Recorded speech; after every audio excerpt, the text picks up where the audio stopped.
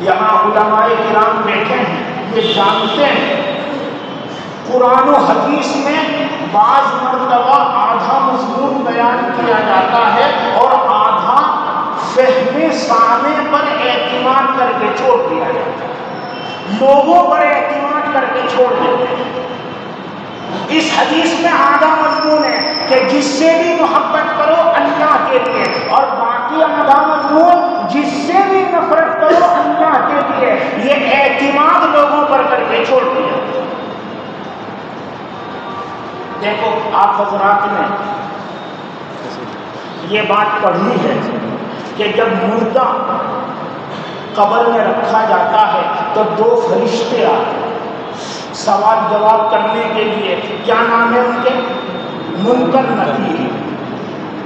نکیر یہ فعیل کا وزن ہے اور یہ بھی اس میں مفعول کے معنی میں ہے، منکر کے معنی۔ منکر نکیر کا ترجمہ ہوا ایسے تو فرشتے جن کو دیکھ کر وحشت ہو، ڈر ہو، پجامہ گیلی ہو جائے، خطرناک۔ یہ آدھا مضمون ہے، اور آدھا مضمون فہم سامع پر اعتماد کر کے چھوڑ دیا گیا۔ وہ یہ ہے اگر بندہ نیک ہو تو اس کے بعد جو فرشتے آتے ہیں وہ ہیں مبشر بشیر۔ یہ منکر نکیر آتے ہیں کافر کے پاس، یہ منکر نکیر آتے ہیں فاسق اور فاجر کے پاس، اور نیک صالح مسلمان کے پاس آتے ہیں مبشر بشیر۔ اور مبشر بشیر کا ترجمہ ہے ایسے خوبصورت فرشتے جن کو دیکھ کر محبت ہو، انسیت ہو، اور وہ جنت کی خوشخبری سناتے ہیں، اللہ کی رحمت کی خوشخبری سناتے ہیں، اللہ کی رضا کی خوشخبری سناتے ہیں۔ تو یہ جو منکر نکیر ہے جن کو دیکھ کر وحشت ہو، یہ انشاءاللہ ہمارے پاس نہیں آئیں گے۔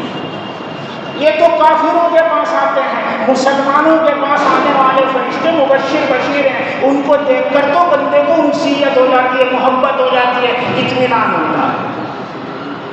اس حدیث میں بھی آدھا مضمون بیان کیا گیا ہے، آدھا مضمون فہم سامع پر اعتماد کر کے چھوڑا گیا ہے۔ اس حدیث میں بھی آدھا مضمون بیان کیا گیا ہے اور آدھا مضمون فہم سامع پر اعتماد کر کے چھوڑا گیا ہے۔ بس پورا مضمون کیا ہے؟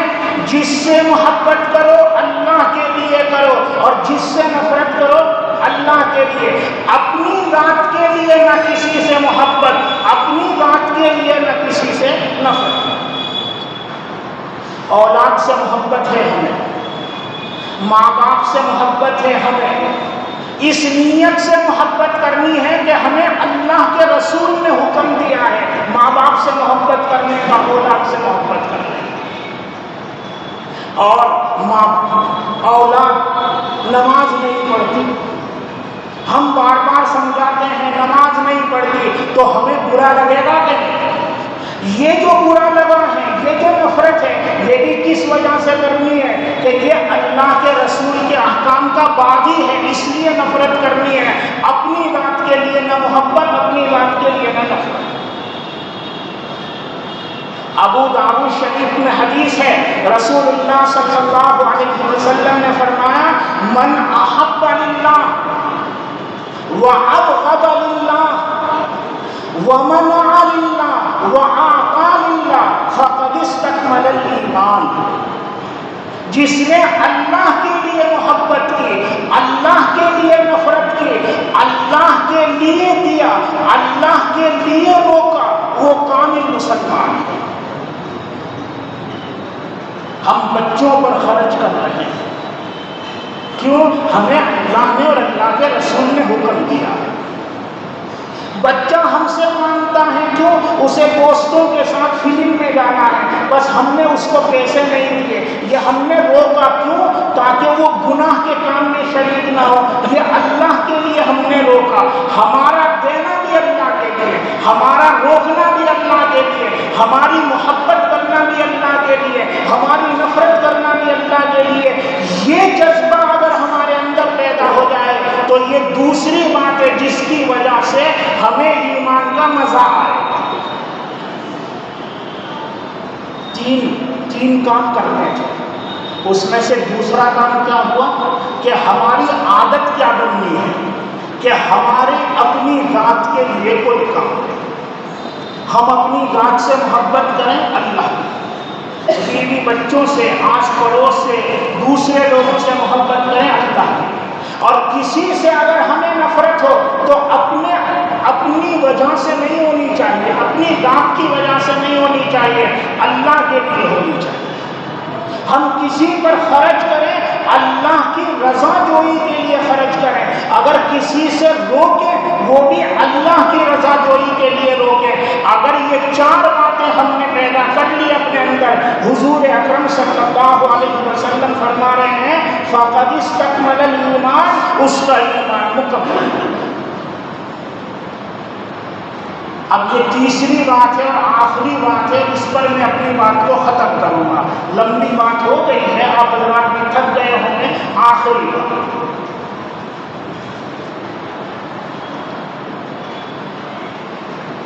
وَأَن يَكْرَهَ أَن يَعُودَ فِي الْكُفْرِ كَمَا يَكْرَهُ أَن يُقْذَفَ فِي النَّارِ. کفر کو ناپسند کرے. کتنا ناپسند کرے؟ آگ میں ڈالے جانے کو جتنا ناپسند کرتا ہے اتنا اپنا پسند کرے. کوئی بھی اس کو پسند کرے گا کہ اس کو آگ میں ڈال دیا جائے؟ کوئی کرے گا؟ بہت سے بھائی ہیں غفلت کی زندگی گزار رہے ہیں. وہ یہ سمجھتے ہیں ہم ایمان والے ہیں، ایک نہ ایک دن جہنم سے نکال کر ضرور جنت میں جائیں گے، لہذا دنیا میں مزے کر لو، جنت میں تو ہمیں ضرور جانا ہے. یہ جو لوگ سوچتے ہیں در حقیقت ان کا ایمان ناقص ہے، اس لیے وہ یہ بات سوچتے ہیں. ذرا آپ سوچئے، یہاں آگ جلائی جائے اور یہ کہا جائے کہ 1 منٹ اس میں ہاتھ رکھو 1 لاکھ روپے ملیں گے، 2 منٹ ہاتھ رکھو 2 لاکھ ملیں گے، 3 منٹ ہاتھ رکھو 3 لاکھ ملیں گے. بتلاؤ 1 لاکھ پانے کے لیے کوئی ہاتھ رکھے گا؟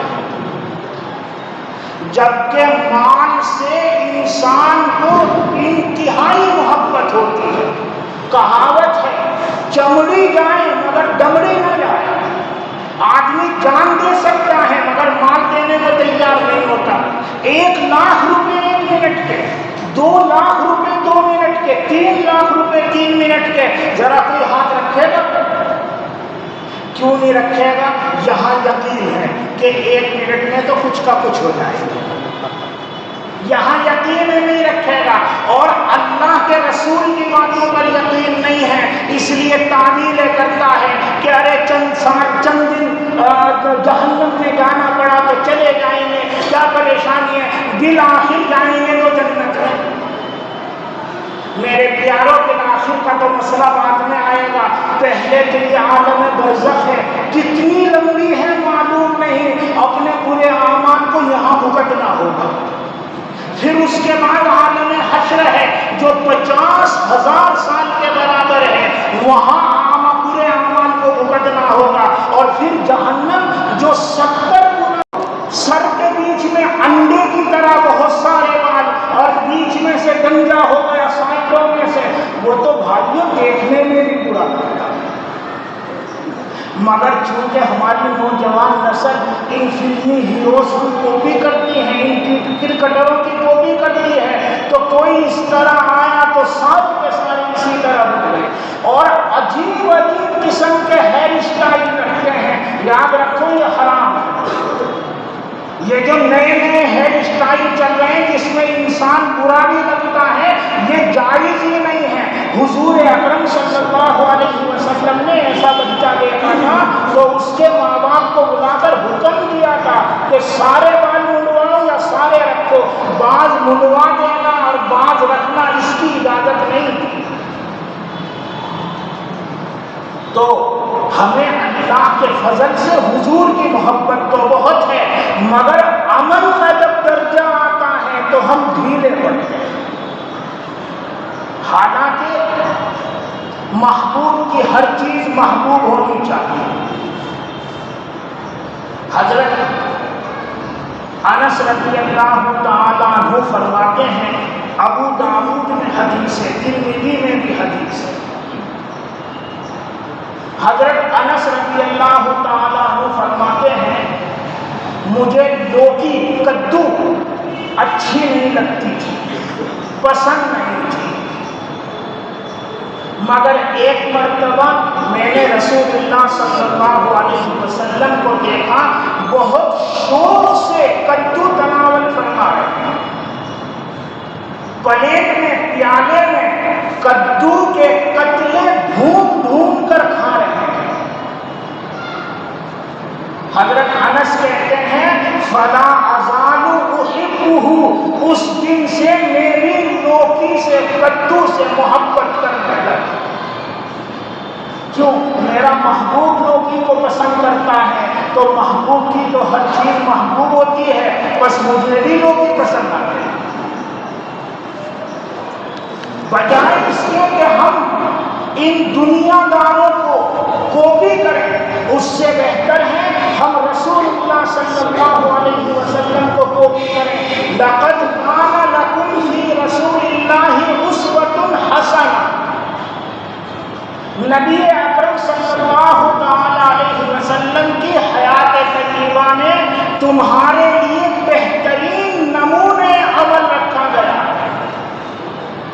بس اگر تمہیں کاپی کرنی ہے تو حضور کی کاپی کرو، کسی اور کی کاپی کرنے کی ضرورت نہیں ہے۔ اپنی شکلیں حضور جیسی بناؤ، اپنا لباس حضور جیسا بناؤ، اپنی چال ڈھال حضور جیسا اختیار کرو، اپنے معاملات حضور کے بتائے ہوئے احکام کے مطابق کرو، اپنا معاشرہ حضور کے معاشرے جیسا بناؤ۔ ہمیں ہر چیز میں رسول اللہ صلی اللہ علیہ وسلم کی پیروی کرنی ہے، یعنی عمل میں مضبوط ہونا۔ مسلم شریف میں حدیث ہے، حضور اکرم صلی اللہ تعالی علیہ وسلم کی مجلس ہو رہی ہے، ایک بندہ آیا مجلس میں شریک ہوا اور اس نے ہاتھ میں سونے کی انگوٹھی پہن رکھی۔ مردوں کے لیے سونا جائز ہے، چاندی کی انگوٹھی پہن سکتا ہے، وہ بھی 1 مشکار، 4.5 ماشا، اس سے زیادہ نہیں پہن سکتا، اور سونا تو مردوں کے لیے بالکل جائز ہے۔ اس بندے نے انگلی میں سونے کی انگوٹھی پہن رکھی ہے، رسول اللہ صلی اللہ علیہ وسلم نے اس کی انگلی پکڑی اور انگوٹھی نکال کر یہ کہہ کر کہ ہاتھ میں تو نے انگارہ پہن رکھا ہے، یہ کہہ کر انگوٹھی نکال کر پھینک دی، ایک طرف پھینک دی۔ جب مجلس ختم ہوئی اور رسول اللہ صلی اللہ علیہ وسلم مجلس سے اٹھ کر حجرے میں تشریف لے گئے تو صحابہ نے اس سے کہا کہ بھائی اپنی انگوٹھی اٹھا لے، پہننا ہی تو حرام ہے، اس کو بیچ کر اس کی قیمت سے فائدہ اٹھانا، پہننا حرام ہے، اس کو اٹھا لے، بیچ کر جو قیمت آئے اس سے فائدہ اٹھانا۔ تو اس بندے نے کہا نبی اکرم صلی اللہ علیہ وسلم نے جو چیز پھینک دی میں اسے کبھی نہیں کھاؤں۔ دیکھو یہ ہے اتباع۔ حالانکہ اگر وہ اٹھا لیتا اور لے جا کر بیچ کر اس کی قیمت اپنی ضرورت میں خرچ کرتا جائز تھا، مگر اس نے کہا جب حضور نے پھینک دی تو اب قیامت تک اسے نہیں اٹھاؤں گا۔ مجلس میں جتنے لوگ تھے کسی نے اس کو نہیں اٹھایا اور خود اس مالک نے بھی نہیں اٹھایا۔ عرصہ دراز تک وہ انگوٹھی یوں ہی پڑی رہی اور پھر لوگوں کے پاؤں میں آ کر غائب ہو گئی، مگر کسی نے اس انگوٹھی کو اٹھایا نہیں۔ سونے کی انگوٹھی کی یہ ہے عمل، حضور اکرم صلی اللہ تعالی علیہ وسلم کی مجلس میں ایک بندہ آتا تھا، اس کے بال بہت لمبے لمبے. دیکھو بال جو ہے تین طرح کے ہیں، اگر کانوں کی لو کے برابر میں ہو تو اس کو کہتے ہیں وفرا، اور آدھی گدی تک ہو جائیں تو اس کو کہتے ہیں جمہ، اور کندھے تک آ جائیں تو اس کو کہتے ہیں لمہ. رسول اللہ صلی اللہ علیہ وسلم بال مبارک ہمیشہ وفرا رکھتے تھے، کانوں کی لو کے برابر. اور یا کانوں کی بھیڑ ہے، وقت نہیں مل سکا تو بال زیادہ سے زیادہ کندھے تک ہو جاتے تھے، مگر یہاں تک آنے کے بعد ضرور کٹوا لیتے تھے. ہمارے بعض بھائی ہیں، انہیں غلط فہمی ہے، وہ کندھے تک بال رکھتے ہیں اور یہ کہتے ہیں یہ سنت ہے. میرے بھائیوں یہ سنت نہیں ہے، یہاں تو حضور نے کٹوا دیے ہیں. سنت وہ بال ہیں جو حضور جہاں تک حضور نے رکھتے ہیں. یہ جو اتنے بڑے بڑے بال ہیں جو کندھوں پر پڑے ہوئے ہیں، یہ سنت نہیں ہے. سنت تو وہ بال ہیں جہاں تک حضور نے رکھے ہیں، اور اس سے زیادہ بالخصوص کندھوں تک بال، یہ تو مجادلوں کا طریقہ ہے، یہ حضور کی سنت نہیں ہے. یہ جو قبروں پر بیٹھے ہوئے ہوتے ہیں مجادل، ان کی سنت ہے، یہ حضور کی سنت نہیں ہے. ایک بندہ مجلس میں آتا تھا، اس کے بال اسی طرح لمبے لمبے تھے اور اس کا کپڑا ٹخنوں سے نیچے تھا. جب وہ بندہ چلا گیا تو حضور اکرم صلی اللہ علیہ وسلم نے اس کا نام لے کر کہا وہ بندہ نیک آدمی ہے، کاش اس کے بال وفرا ہوتے اور کاش اس کا کپڑا ٹخنوں سے اوپر. کسی نے جا کر بتلایا، رسول اللہ صلی اللہ علیہ وسلم نے تمہارے مجلس سے جانے کے بعد یہ تبصرہ کیا. اس بندے نے فوراً اپنے بال وفرا کر دیے اور زندگی میں کبھی ان صحابی کا پجامہ اور منگی آدھی پنڈلی سے نیچے نہیں گئی.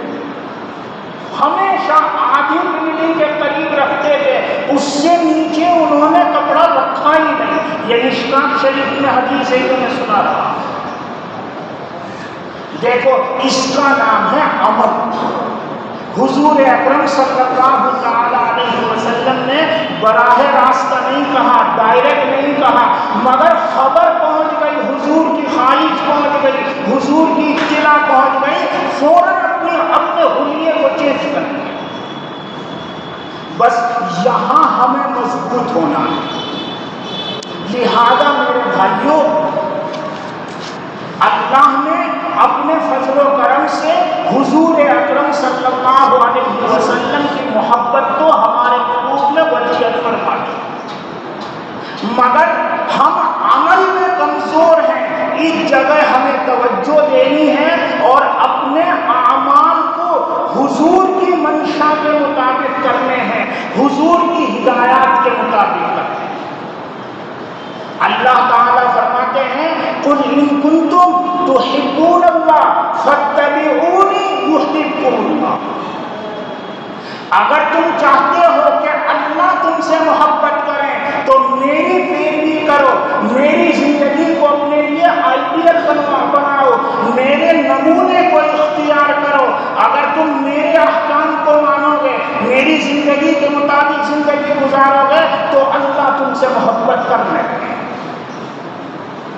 بس ہمیں اس جگہ پر توجہ دینی. بات دوسری طرف نکل گئی. میں تو اصل مضمون یہ بیان کر رہا تھا کہ ہم اپنا ذوق صحیح کرنا چاہیں کہ ہمیں اعمال میں مزہ آنے لگے، ایمان میں مزہ آنے لگے، تو ہمیں 3 کام کرنے ہیں. ان میں سے ایک کام کیا ہے؟ کہ ہمیں اللہ اور اس کے رسول کی سب سے زیادہ محبت ہونی چاہیے، اور یہ محبت صرف دل میں ہی نہیں، ہمارے عمل سے بھی ظاہر ہونا چاہیے کہ ہمیں سب سے زیادہ محبت حضور سے ہے۔ ہمیں اپنی شکل حضور جیسی بنانی ہے، ہمیں اپنا لباس حضور جیسا بنانا ہے، اپنا طور طریق حضور جیسا بنانا ہے۔ کرو گے نا انشاءاللہ؟ ہاں ماشاءاللہ، انشاءاللہ سب نے کہا، مجھے امید ہے ضرور ہم انشاءاللہ اپنے آپ کو سدھاریں۔ وقت پر انشاءاللہ کہو تو بڑا فائدہ ہوتا ہے، بے وقت انشاءاللہ کہنے کا فائدہ نہیں۔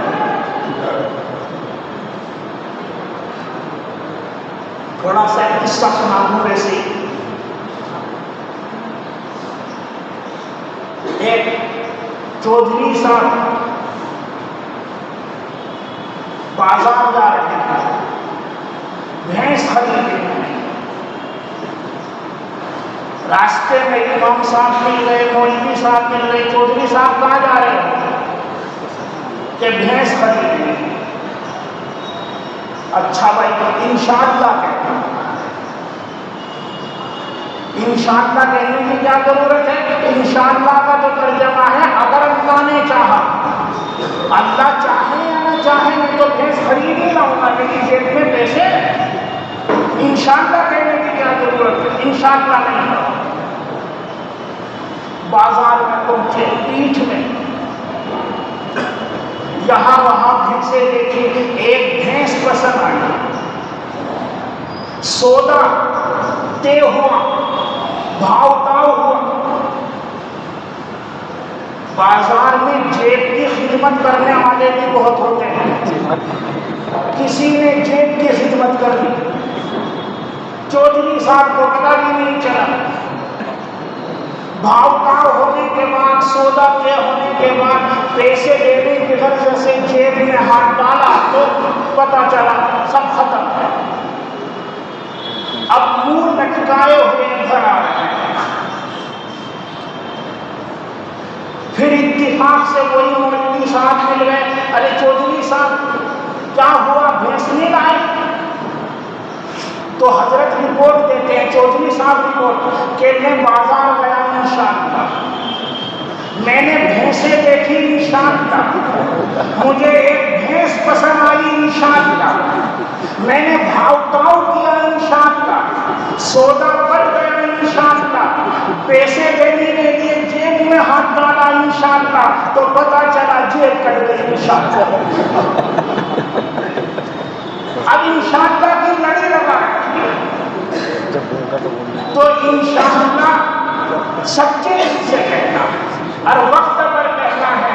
ہم سب آج وعدہ کریں اس بات کا کہ ہم اپنی شکل کو، صورت کو، لباس کو، اٹھنے بیٹھنے کو، زندگی کو، طور طریق کو، ہر چیز کو رسول اللہ صلی اللہ علیہ وسلم کے مطابق کرنے کی کوشش کریں انشاءاللہ۔ تو پہلی چیز تو یہ، دوسری چیز وَأَن يُحِبَّ الْمَرْءَ لَا يُحِبُّهُ إِلَّا لِلَّهِ، یہ آدھا مضمون ہے۔ جس سے بھی محبت کرو اللہ کے لیے کرو، اور جس سے بھی نفرت کرو، عداوت کرو، دشمنی کرو، بغض رکھو، اللہ کے لیے رکھو۔ اپنی ذاتیات کے لیے نہ کسی سے محبت، اپنی ذاتیات کے لیے نہ کسی سے نفرت۔ کفر کو ناپسند کرو، آگ میں ڈالے جانے کو جس طرح ناپسند کرتے ہو اسی طرح کفر کو ناپسند کرو۔ اور میرے پیاروں، جس طرح محبوب کی ہر شے محبوب ہوتی ہے، مبغوض کی ہر شے مبغوض ہوتی ہے۔ محبوب کی ہر شے محبوب، مبغوض یعنی ناپسندیدہ چیز، مبغوض کی ہر شے مبغوض۔ بس جب ہمیں کفر سے محبت ہے تو کافروں کی ہر ادا سے نفرت ہونی چاہیے۔ الیاذ باللہ، جب ہمیں کفر سے نفرت ہے تو کافروں کی ہر ادا سے نفرت ہونی چاہیے، ان کے لباس سے بھی، ان کے طور طریق سے بھی، ان کے کھان پان سے بھی، ان کی شکل و صورت سے بھی، ان کے معاملات سے بھی، ان کی معاشرت سے بھی، ہر چیز سے نفرت ہونا یہ کفر کی نفرت ہے۔ آج ہمارے بھائی بہت سارے ہیں، ان کا لباس خاص طور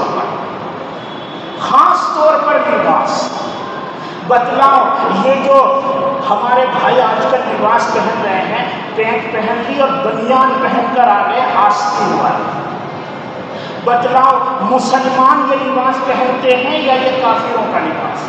آپ بتلاؤ ایمانداری سے جواب دو۔ میں جواب اس لیے چاہتا ہوں تاکہ جو حضرات سو رہے ہیں وہ بھی جاگ جائیں۔ بتلاؤ مسلمانوں کا لباس ہے یا کافروں کا لباس؟ اب اس لباس سے ہمیں محبت ہونی چاہیے یا نفرت ہونی چاہیے؟ رسول اللہ صلی اللہ علیہ وسلم سے پوچھا گیا سب سے بہترین مسلمان کون سا؟ حضور نے فرمایا جس کی زبان اور ہاتھ سے دوسرے لوگ محفوظ رہیں، یعنی جو اپنی زبان سے بھی کسی کو تکلیف نہ پہنچائے، اپنے ہاتھ سے بھی کسی کو تکلیف نہ پہنچائے، اپنے دیگر اعضاء سے بھی کسی کو تکلیف نہ پہنچائے، وہ سب سے بہترین مسلمان۔ آپ ایک بات میں غور، میرے برابر میں ایک بندہ، میں نے تو آستین والا کرتا پہن رکھا اور ایک بندہ وضو کر کے اور اس نے ہاف آستین کا بنیان پہن رکھا ہے، میرے برابر میں آ کر کھڑا ہوا، چونکہ تازہ وضو کر کے آیا تو میرے کپڑوں کو گیلا کرے گا کہ نہیں؟ بتلاؤ میرے لیے تکلیف دہ بات ہوئی ہے۔ اور اگر وہ وضو کر کے نہیں آیا تو اس کے پسینے سے میرے کپڑے خراب ہونے لگے، بتلاؤ تکلیف دہ بات ہوئی کہ نہیں؟ میرے بھائیوں کیوں دوسروں کو ہم اپنی ذات سے تکلیف پہنچائیں؟ حضور اکرم صلی اللہ تعالی علیہ وسلم نے تو یہ فرمایا ہے سب سے اچھا مسلمان وہ جو اس فکر میں لگا رہے کہ میری ذات سے کسی کو تکلیف نہ پہنچ جائے۔ اب اگر ہم ہاف آستین کا بنیان پہن کر آئے ہیں تو اپنے پڑوسی کو تکلیف پہنچا رہے ہیں یا نہیں؟ اور جس لباس کو مسلمان کامل یعنی علماء نہیں پہنتے اور جس لباس کو کفار پہنتے ہیں، فساق پہنتے ہیں، فجار پہنتے ہیں، بتلاؤ وہ مسلمانوں کا لباس ہے، محبوب لباس ہے یا کافروں کا لباس ہے اور مقبوض لباس ہے؟ اس لیے میرے بھائیوں اپنا لباس اچھا، میں کینیڈا میں تھا مولانا، میں نے ایک مرتبہ اسی موضوع پر بیان کیا کہ اپنا لباس ہمیں اسلامی پہننا ہے۔ تقریر کے بعد میرے کمرے پر ایک وکیل صاحب آئے، وہ کہنے لگے مولانا آپ کی بات تو سمجھ میں آئی مگر میں وکیل ہوں، ظاہر بات ہے کہ اس لباس کو پہن کر تو عدالت نہیں جا سکتا، عدالت جانے کے لیے تو مجھے یہ پینٹ شرٹ بھی پہننا پڑے گا، تو میرے لیے کیا ہوتا ہے؟ میں نے اس سے کہا مجبوری میں تو پینٹ شرٹ پہنتا ہے پہن، مگر دماغ میں یہ بات بٹھا کر پہن کے یہ لباس ہمارا نہیں ہے، نفرت کے ساتھ پہن، پر جب تو عدالت سے گھر آئے تو سب سے پہلے اس لباس کو نکال کر کھوٹی پر ٹانگ دے اور اپنا مسلمانوں والا لباس پہن۔ مجبوری ہے پہن مگر نفرت کے ساتھ پہن، یہ دماغ میں بٹھا کر پہن کے میرا لباس ہے۔ ہم بھی بازار میں جانا پڑتا ہے، عدالتوں میں جانا پڑتا ہے، آفس جانا پڑتا ہے اور بہت سی جگہوں پر جانا پڑتا ہے، ہماری مجبوری ہے پہنو، مجبوری ہے پہنو، مگر میرے پیارو دماغ میں یہ بات بٹھا کر پہنو کہ یہ ہم مسلمانوں کا لباس نہیں۔ پر جب ہماری مجبوری ختم ہو جائے تو سب سے پہلے اتار کر جو علماء لباس پہنتے ہیں وہ پہنو۔ میری بات کو سمجھ رہے ہو نا؟ یہ جو لباس ہے نا اس کا اثر بھی ہماری ذات پر پڑتا ہے۔ آپ حضرات نے سنا ہے حضرت موسیٰ علیٰ نبینا علیہ السلام کا مقابلہ کروایا تھا فرعون نے جادوگروں سے. جادوگروں نے بھی اپنے کرتب دکھلائے اور حضرت موسیٰ علیٰ نبینا علیہ السلام کا معجزہ ان کے کرتبوں پر غالب آ گیا تو تمام جادوگر مسلمان ہو گئے. یہ سنا ہے نا؟ وہاں ہزاروں کا مجمع تھا، فرعون تھا، اس کے خاندان کے لوگ تھے، چیلے چانٹے تھے، پورا شہر کا کوئی مسلمان نہیں ہوا، صرف جادوگر ہی کیوں مسلمان ہوئے. مفسرین نے اس کی وجہ لکھی ہے. یہ جو جادوگر تھے یہ سب کے سب حضرت موسیٰ اور حضرت ہارون جیسا لباس پہن کر آئے تھے. اس لباس کی برکت سے اللہ تعالیٰ نے ان تمام جادوگروں کو ایمان کی دولت سے نوازا. یہ مفسرین نے وجہ کی. تو ہمارا لباس اگر اچھا ہوگا تو ہماری طبیعتوں پر اچھا اثر پڑے گا. بس یہ تین خوبیاں پیدا کرو، اللہ اور اس کے رسول کی محبت کو حقیقتاً بھی اور عملاً بھی سب پر غالب رکھو، فائق رکھو. دوسری، اپنی ذات کے لیے نہ نفرت نہ محبت، سب کچھ اللہ کے لیے. اور تیسرا، کفر سے بھی نفرت اور ان کی ہر چیز سے نفرت. اگر یہ تین چیزیں پیدا کر لیں ہم لوگ اپنے اندر تو حضور اکرم صلی اللہ علیہ وسلم نے گارنٹی دی ہے ہمارا ذوق صحیح ہو جائے گا اور ہمیں ایمان کا بھی مزہ آئے گا اور جو ہم اعمال کریں گے اس کا بھی ہمیں مزہ آئے گا. وآخر دعوانا الحمد للہ رب العالمین. دعا کرو.